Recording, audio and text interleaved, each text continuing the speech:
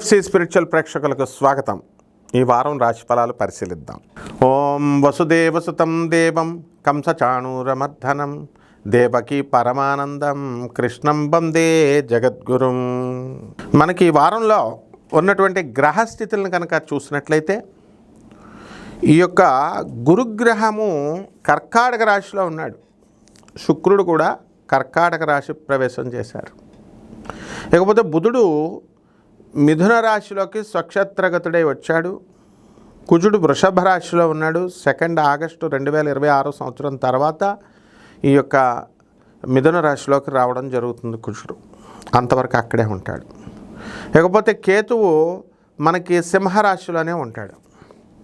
ఈ విధంగా ఉన్నటువంటి ఈ యొక్క గ్రహస్థితిగతులను బట్టి మనం ఈ వారం ఒక్కొక్క రాశి వారీగా ఎలా ఉందో మనం చూద్దాం.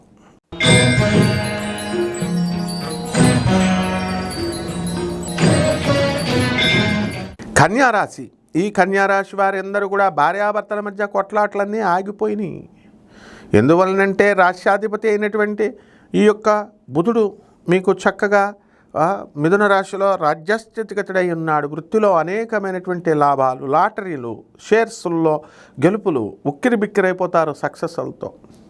మీ భార్యాభర్తలు ఇద్దరు కూడా కొట్టుకుంటూ ఉన్నటువంటి వాళ్ళు రీకన్సిలేషన్ అయిపోతారు. మళ్ళీ కలిసి కాపరాలు చేయడం మొదలు పెడతారు. అయితే చేసే కాపురం తిన్నంగా చేస్తారా అంటే శని వక్రించున్నాడు మీనరాశిలో. అందువలన దెబ్బలాటలతో గొడవలతో జరుగుతూ ఉంటాయి.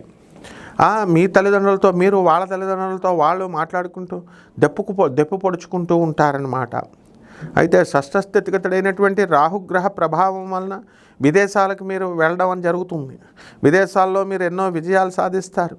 ఎన్నో సాఫ్ట్వేర్ కంపెనీలలో ఉద్యోగాలు చేస్తున్నటువంటి వాళ్ళు, ఉద్యోగాలు కోల్పోయినటువంటి వాళ్ళందరికీ కూడా ఉద్యోగాలు వస్తాయి. ఉద్యోగాలన్నీ అడుగుతున్నారు, దాన ధర్మాలు చేయాలి కదమ్మా, మరి మీరు చేశారా? దాన్ని బట్టే మీకు ఉద్యోగంలో ఎదుగుదల అనేటటువంటిది ఉంటుంది. కొంతమంది స్త్రీల వలన మీకు కొంత లాభాలు జరుగుతాయి. మీ వెనక పెళ్లి కానిటువంటి వాళ్ళందరూ కూడా ప్రేమల్లో పడతారు. మీ వెనక స్త్రీలు పడ్డం అనేటటువంటిది జరుగుతుంది. ఇది మీ భార్యలకు తెలిసి కొన్ని సమస్యలు రావడానికి అవకాశాలు అధికంగా కనబడుతున్నాయి. కాబట్టి ఈ రాశి వారి అందరూ కూడా మనకి ఈ లాభంలో ఉన్నటువంటి గురు శుక్ర గ్రహాల ప్రభావం వలన మీకు స్త్రీలతో లాభాలు ఇవన్నీ కూడా వచ్చి అట్ ద సేమ్ టైం తలపోట్లు కూడా తీసుకురావడానికి అవకాశాలు ఉంటాయి. కిరాణా షాపులు, బట్టల వ్యాపారాలు, ఆ తర్వాత ఈ యొక్క అన్ని హోటల్స్, తిండి పదార్థాలు ఇలాంటివన్నీ కూడా మీకు మంచి లాభాలను తీసుకురావడానికి అధికమైనటువంటి అవకాశాలు కల్పిస్తోంది. విద్యార్థులు బ్రహ్మాండమైనటువంటి సీట్లు మీరు కోరుకున్న చోట్ల మీకు సీట్లు రావడానికి అవకాశాలు ఉంటాయి. కాబట్టి శని బాగుండలేదు మీకు. కేతువు కూడా వ్యయస్థితిగతుడయ్యాడు. అతి ఛాందసం అనేటటువంటిది బాగా పెరిగిపోతుంది మీకు. కాబట్టి కాస్త చాదస్తాన్ని మీరు తగ్గించుకోవాలి, కోపాన్ని.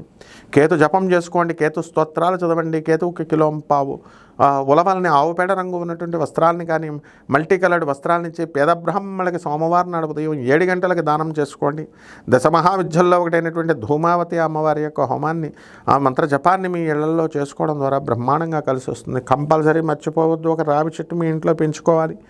ఏ తులసి చెట్టుకు పూజ చేసినట్టుగా చేసుకోవాలి. ఈ రకంగా చేసుకోండి, బ్రహ్మాండంగా ఉంటుంది. శుభమస్తు.